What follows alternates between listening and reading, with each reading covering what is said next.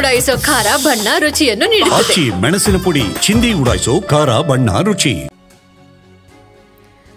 ಮೇಘಾನಿ ಪ್ರದೇಶದಲ್ಲಿ ಪೂರ್ಣ ಸ್ಮಶಾನ ಮೌನ.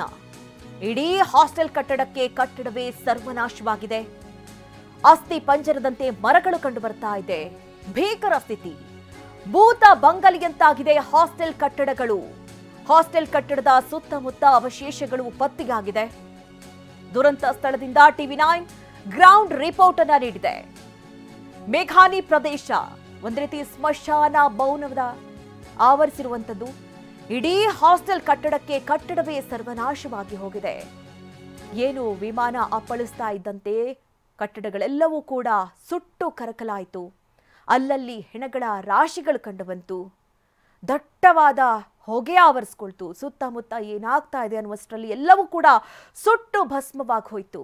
ಆದರೆ ಇವತ್ತಿನ ಪರಿಸ್ಥಿತಿ, ಮರಗಳು ಒಂದು ರೀತಿ ಅಸ್ಥಿ ಪಂಜರದ ರೀತಿಯಲ್ಲಿ ಕಾಣಿಸ್ತಾ ಇದೆ. ಕಟ್ಟಡಗಳೆಲ್ಲವೂ ಕೂಡ ಸಂಪೂರ್ಣವಾಗಿ ಸುಟ್ಟು ಕರಕಲಾಗ್ತಾ ಇದೆ. ಒಂದು ರೀತಿ ಸ್ಮಶಾನ ಮೌನ ಆವರಿಸಿರುವಂತಹ ಪರಿಸ್ಥಿತಿಯಲ್ಲಿ ಕಂಡು ಬರ್ತಾ ಇದೆ. 241 ಪ್ರಯಾಣಿಕರು ಸೇರಿದಂತೆ 25 ವೈದ್ಯ ವಿದ್ಯಾರ್ಥಿಗಳು ಮತ್ತು ವೈದ್ಯರು ಸೇರಿದಂತೆ 280 ಮಂದಿ ಅಲ್ಲಿ ಪ್ರಾಣ ಚೆಲ್ಲಿದ್ದಾರೆ. ಆ ಒಂದು ಪ್ರದೇಶದಲ್ಲಿ ಈಗ ನೀರವ ಮೌನ ಆವರಿಸಿದೆ. ನಿನ್ನೆ ಎಲ್ಲ ನೋಡ್ತಾ ಇದ್ದಂತೆ ಒಂದು ರೀತಿ ಅಲ್ಲಲ್ಲಿ ಹೆಣಗಳ ರಾಶಿ, ಅಲ್ಲಲ್ಲಿ ಜನಗಳ ಕಾರ್ಯಾಚರಣೆ, ರಕ್ಷಣಾ ಕಾರ್ಯಾಚರಣೆ ಇದೆಲ್ಲವೂ ಕೂಡ ನಡೀತಾ ಇತ್ತು. ಈ ಬಗ್ಗೆ ಹೆಚ್ಚಿನ ಡೀಟೇಲ್ಸ್ ಅನ್ನ ನೀಡ್ತಾರೆ ನಮ್ಮ ಪ್ರತಿನಿಧಿ ಹರೀಶ್. ಸ್ಥಳದಿಂದ ನೇರ ಸಂಪರ್ಕದಲ್ಲಿ ನಮ್ಮನ್ನ ಜಾಯ್ನ್ ಆಗ್ತಾ ಇದ್ದಾರೆ. ಹರೀಶ್, ನಿನ್ನೆ ಗಮನಿಸ್ತಾ ಇರೋ ಹಾಗೆ ಒಂದು ರೀತಿ ಎಲ್ಲರಲ್ಲೂ ಕೂಡ ಶಾಕ್. ಎಲ್ಲರೂ ಕೂಡ ಅಲ್ಲಿ ಹೆಚ್ಚಿನದಾಗಿ ಜನ ಸೇರಿದ್ರು. ರಕ್ಷಣಾ ಕಾರ್ಯಾಚರಣೆ ಭರದಿಂದ ಸಾಗ್ತಾ ಇತ್ತು. ಆದರೆ ಇವತ್ತು ಏನಿದೆ ಪರಿಸ್ಥಿತಿ? ಇವತ್ತು ಹೇಗೆ ಕಂಡು ಬರ್ತಾ ಇದೆ ಆ ಸ್ಥಳ?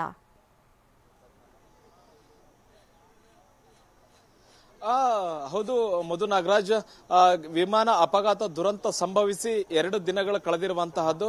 2 ದಿನಗಳ ಬಳಿಕ ವಿಮಾನ ಪತನ ಆದಂತಹ ಸ್ಥಳ ಹೇಗಿದೆ ಹಾಗೂ ಆ ಮೇಘಾನಿ ನಗರದ ಪ್ರದೇಶ ಹೇಗಿದೆ ಅನ್ನುವಂತ ತೋರಿಸುವ ಪ್ರಯತ್ನವನ್ನು ನಾವು ಮಾಡ್ತೀವಿ.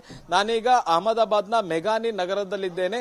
ಮೇಘಾನಿ ನಗರ ನಾನು ನಿಂತಿರ್ತಕ್ಕಂತಹ ಜಾಗದಿಂದ ಕೇವಲ 50 ಮೀಟರ್ ದೂರದಲ್ಲಿ ವಿಮಾನ ಪತನ ಆಗಿರುವಂತಹ ದೃಶ್ಯವನ್ನ ನೋಡಬಹುದು. ಟಿವಿ9 ಈ ಒಂದು ಪ್ರಯತ್ನವನ್ನ ಮಾಡ್ತಿದೆ. ತುಂಬಾ ಹತ್ತಿರದಲ್ಲಿ ಬಂದು ಈ ಒಂದು ವಿಮಾನ ಪತನ ಆಗಿರತಕ್ಕಂತಹ ದೃಶ್ಯವನ್ನ ತೋರಿಸುವಂತಹ ಪ್ರಯತ್ನ ನೋಡ್ತಾ ಇರಬಹುದು. ಈಗಲೂ ಕೂಡ ವಿಮಾನದ ಬಾಲ ಹಾಗೆ ಕಾಣ್ತಾ ಇದೆ, ರೆಕ್ಕೆ ಕೂಡ ಕಾಣ್ತಾ ಇರುವಂತಹದ್ದು. ಹಾಸ್ಟೆಲ್ ಮೇಲೆ ಯಾವ ರೀತಿಯಾಗಿ ಅಪ್ಪಳಿಸಿತ್ತು ವಿಮಾನ ಅನ್ನುವಂತಹದ್ದು ಇದರಿಂದ ಸ್ಪಷ್ಟ ಆಗುತ್ತೆ. ಮತ್ತೆ ಕಟ್ಟಡ ಹೇಗೆ ಸಂಪೂರ್ಣವಾಗಿ ನಜ್ಜುಗುಜ್ಜಾಗಿದೆ. ಆ ಕಟ್ಟಡದ ಮುಂಭಾಗದಲ್ಲಿರ್ತಕ್ಕಂತಹ ಮರಗಳು ಒಂದು ರೀತಿಯಾಗಿ ಅಸ್ಥಿ ಪಂಜರದ ರೀತಿ ಕಾಣ್ತಾ ಇರುವಂತಹದ್ದು. ಬಹುತೇಕ ಮರಗಳು ಸುತ್ತಮುತ್ತ ಸುಟ್ಟು ಹೋಗಿರುವಂತಹದ್ದು. ಆ ಕಟ್ಟಡದ ಮುಂದಿರ್ತಕ್ಕಂತಹ ಕಟ್ಟಡಗಳು ನೋಡಬಹುದು, ಸಂಪೂರ್ಣವಾಗಿ ಕಟ್ಟಡಗಳು ಮಸಿಗಟ್ಟಿ ಹೋಗಿವೆ. ಸಂಪೂರ್ಣ ಸುಟ್ಟು ಕರಕಲಾಗಿರುವಂತಹದ್ದು ಕಟ್ಟಡಗಳು. ಮತ್ತೆ ವಿಮಾನ ಅಪ್ಪಳಿಸಿದಂತಹ ರೀತಿ ಹೇಗಿತ್ತು ಮತ್ತೆ ಆ ದೃಶ್ಯ ಯಾವ ರೀತಿ ಇತ್ತು ಅನ್ನುವಂತಹದ್ದು ಇದರಿಂದ ಗೊತ್ತಾಗುತ್ತೆ. ಆ ಒಂದು ಮಧ್ಯಾಹ್ನದ 1:39 ಸಮಯದಲ್ಲಿ ವಿದ್ಯಾರ್ಥಿಗಳಲ್ಲಿ ಊಟ ಮಾಡ್ತಾ ಇದ್ರು. ಪಕ್ಕದಲ್ಲೇ ಇದ್ದಂತಹ ಏರ್ಪೋರ್ಟ್ ನಿಂದ ವಿಮಾನ, ಏರ್ ಇಂಡಿಯಾ ವಿಮಾನ ಟೇಕ್ ಆಫ್ ಆಗಿ 1 ನಿಮಿಷಕ್ಕೆ ಈ ಒಂದು ಕಟ್ಟಡದ ಮೇಲೆ ಪತನ ಆಗುತ್ತೆ. ವಿತಿನ್ 58 ಸೆಕೆಂಡ್ ನಲ್ಲಿ ಒಂದು ವಿಮಾನ ಪತನ ಆಗುವಂತಹದ್ದು. ಆ ಪತನ ಆದಂತಹ ದೃಶ್ಯ ಹೇಗಿತ್ತು ಮತ್ತೆ ಆ ಕಟ್ಟಡದ ಅವಶೇಷಗಳು ಯಾವ ರೀತಿ ಆಗಿದೆ ಮತ್ತೆ ಅಲ್ಲಿನ ಪರಿಸ್ಥಿತಿ ಏನಿದೆ ಅನ್ನುವಂಥದ್ದು ನೋಡಬಹುದು. ಮತ್ತೆ ಈ ಕಟ್ಟಡದ ಸುತ್ತಮುತ್ತ ಇರ್ತಕ್ಕಂತಹ ಪ್ರದೇಶ ಏನಿದೆ ಇದು BJ ಹಾಸ್ಪಿಟಲ್ಗೆ ಸೇರಿದಂತಹ ಒಂದು ಪ್ರದೇಶ. ಇಲ್ಲಿ ಒಂದ್ ಕಡೆ ಹಾಸ್ಟೆಲ್ ನ ವಿದ್ಯಾರ್ಥಿಗಳು ಉಳ್ಕೊಳ್ಳಿಕ್ಕೆ ಇರ್ತಕ್ಕಂತಹ ಜಾಗ, ಆ ಕಟ್ಟಡದ ಮೇಲೆ ವಿಮಾನ ಪತನ ಆಗಿದೆ. ಇನ್ನೊಂದ್ ಕಡೆ ಡಾಕ್ಟರ್ಗಳು ವಾಸ್ತವ್ಯ ಹೂಡ್ಲಿಕ್ಕೆ ಕಟ್ಟಿರ್ತಕ್ಕಂಥ ಒಂದು ಅಪಾರ್ಟ್ಮೆಂಟ್, ಮತ್ತೆ ಅದ್ರ ಜೊತೆಗೆ ಸಿಬ್ಬಂದಿಗಳು ಇರ್ಲಿಕ್ಕೆ ಕಟ್ಟಿರ್ತಕ್ಕಂತಹ ಒಂದು ಅಪಾರ್ಟ್ಮೆಂಟ್. ಹೀಗೆ ಸುತ್ತಮುತ್ತ ಮರಗಳು, ಅಲ್ಲಲ್ಲಿ ಒಂದು ಕಟ್ಟಡಗಳು, ಜೊತೆಗೆ ಅದರ ಮಧ್ಯೆ ಇರ್ತಕ್ಕಂಥ ಒಂದು ಹಾಸ್ಟೆಲ್. ಈ ಹಾಸ್ಟೆಲ್ ಮೇಲೆ ವಿಮಾನ ಪತನ ಆಗಿರ್ತಕ್ಕಂಥದ್ದು ದೃಶ್ಯ ಹೇಗಿತ್ತು ಅನ್ನುವಂಥದ್ದು ನೋಡಬಹುದು. ಇಲ್ಲಿ ನಾನೀಗ ನಿಂತಿರ್ತಕ್ಕಂತಹ ಜಾಗ ಏನಿದೆ ಇದು ಜನವಸತಿ ಪ್ರದೇಶ. ಅಂದ್ರೆ ಇಲ್ಲೊಂದು 500ರಿಂದ 600 ಜನರು ಇಲ್ಲಿ ಒಂದು ಪ್ರದೇಶದಲ್ಲಿ ವಾಸವನ್ನ ಮಾಡ್ತಾ ಇದ್ದಾರೆ. ಅದರ ಮುಂದೆ ಇರ್ತಕ್ಕಂಥದ್ದೇ ಈ ಒಂದು BJ ಮೆಡಿಕಲ್ ಹಾಸ್ಟೆಲ್ ನ ಒಂದು ಕಟ್ಟಡ.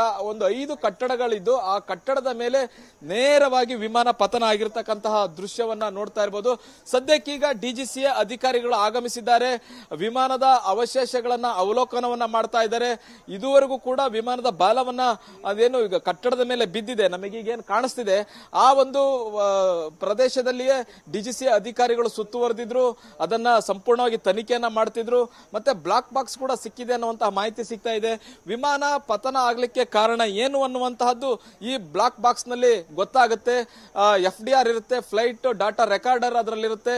ಮತ್ತೆ ಕಾಕ್ಪಿಟ್ ನಲ್ಲಿ ಪೈಲಟ್ ಹಾಗೂ ಸಹ ಪೈಲಟ್ ಕೊನೆಯ ಬಾರಿಗೆ ಯಾವ ರೀತಿಯಾಗಿ ಸಂಭಾಷಣೆಯನ್ನ ಮಾಡಿದ್ರು, ಏನಾಗಿತ್ತು ಅವರ ಸಂಭಾಷಣೆ, ಇಂಜಿನ್ ಅಲ್ಲಿ ಏನಾದ್ರು ಸಮಸ್ಯೆ ಆಯ್ತಾ, ಪೈಲಟ್ ಏನಾದ್ರು ಎಡವಟ್ಟೇನಾದ್ರು ಮಾಡಿದ್ರ ಅಥವಾ ಹಕ್ಕಿ ಏನಾದ್ರು ಬಂದು ಡಿಕ್ಕಿ ಹೊಡಿತಾ, ಹೀಗೆ ನಾನಾ ವಿಚಾರವಾಗಿ ತನಿಖೆ ನಡಿಬೇಕಾಗುತ್ತೆ. ನಿಜಕ್ಕೂ ಸಮಸ್ಯೆ ಏನಾಯ್ತು ಅನ್ನುವಂತಹದ್ದು ಬ್ಲಾಕ್ ಬಾಕ್ಸ್ ನಲ್ಲಿ ಗೊತ್ತಾಗುತ್ತೆ.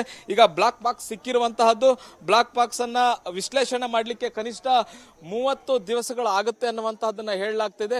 ಮತ್ತು ಅಂತಾರಾಷ್ಟ್ರೀಯ ಮಾನದಂಡಗಳ ಮೂಲಕ ತನಿಖೆ ನಡೆಯುತ್ತೆ. ಇಂಟರ್ನ್ಯಾಷನಲ್ ಸಿವಿಲ್ ಏವಿಯೇಷನ್ ಆರ್ಗನೈಸೇಷನ್ ಏನಿದೆ ಇದು ಒಂದು 13 ಮಾನದಂಡಗಳನ್ನ ಮಾಡಿಕೊಂಡಿದೆ.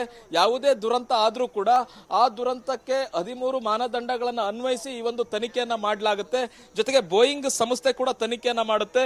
ಮತ್ತೆ ಇಂಜಿನ್ ಅನ್ನು ಕೊಟ್ಟಂತಹ ಸಂಸ್ಥೆ ಕೂಡ ಈ ಒಂದು ಪ್ರಕರಣದ ತನಿಖೆಯನ್ನ ಮಾಡುತ್ತೆ. ಅದರಲ್ಲೂ ಮುಖ್ಯವಾಗಿ DGCA ಅಪಘಾತ ಬ್ಯೂರೋದ ಅಧಿಕಾರಿಗಳಿಗಾಗಲೇ ಸ್ಥಳಕ್ಕೆ ಆಗಮಿಸಿರುವಂತಹದನ್ನು ನೋಡಬಹುದು. ಆ ಅಧಿಕಾರಿಗಳು ಕೂಡ ಈಗ ವಿಶ್ಲೇಷಣೆಯನ್ನ ಮಾಡ್ತಾ ಇದ್ದಾರೆ. ಇನ್ನೊಂದು ಬ್ಲಾಕ್ ಬಾಕ್ಸ್ ಗಾಗಿ ಹುಡುಕಾಟವನ್ನು ಕೂಡ ಮಾಡ್ತಾ ಇರುವಂತಹದ್ದು. ಒಂದು ಬ್ಲಾಕ್ ಬಾಕ್ಸ್ ಸಿಕ್ಕಿದೆ. ವಿಮಾನದ ಬಾಲ ಏನು ಅಷ್ಟು ಬೆಂಕಿಗೆ ಆಹುತಿ ಆಗಿಲ್ಲ, ಆದ್ರೆ ಇನ್ನುಳಿದಂತಹ ಮುಂಭಾಗ ಏನಿದೆ, ವಿಮಾನದ ಮಧ್ಯಭಾಗ ಆಗಿರಬಹುದು ಅಥವಾ ಮುಂಭಾಗ ಆಗಿರಬಹುದು, ಸಂಪೂರ್ಣವಾಗಿ ಈಗ ನಜ್ಜುಗುಜ್ಜಾಗಿದೆ, ಸುಟ್ಟು ಹೋಗಿದೆ. ವಿಮಾನದ ಬಾಲ ಮಾತ್ರ ಕಾಣ್ತಿದೆ, ಉಳಿದಂತಹ ಇನ್ಯಾವುದೇ ವಿಮಾನದ ಭಾಗಗಳು ಕೂಡ ಕಾಣ್ತಾ ಇಲ್ಲ. ಸಂಪೂರ್ಣವಾಗಿ ಸುಟ್ಟು ಹೋಗಿರೋದನ್ನ ನಾವು ಗಮನಿಸಬಹುದು. Madhu Nagaraj. Okay Harish, thank you ನಿಮ್ಮೆಲ್ಲ ಡೀಟೇಲ್ಸ್ಗಾಗಿ.